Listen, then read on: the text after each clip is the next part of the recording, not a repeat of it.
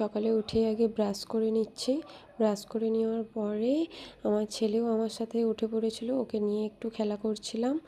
তারপরে চলে এলাম রান্নাঘরে আমাদের চা বসাতে। একদিকে চা বসিয়ে দিয়েছি, একদিকে আমার ছেলের খাবার করতে বসিয়ে দিয়েছি। চা খেয়ে ছেলেকে খাইয়ে রেডি হয়ে এখন যাচ্ছি ওই বাড়ি। আসলে ওই বাড়িতে একটু দরকার আছে, সেই কারণেই যাচ্ছি।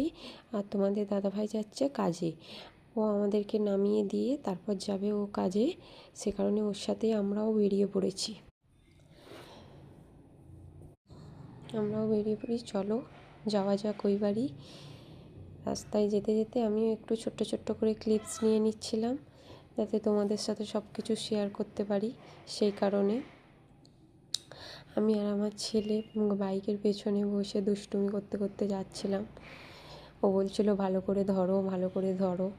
আমরা দুজনে ভিডিও ক্লিপস নিতেই ব্যস্ত। আর এই রাস্তাটা এত সুন্দর লাগছিল না, পুরো সবুজে ঘেরা।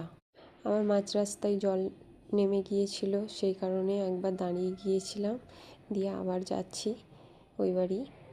এই যে চলে এসেছি বাড়িতে। বাড়িতে এসে আগে খাওয়া দাওয়া করে নিচ্ছিলাম।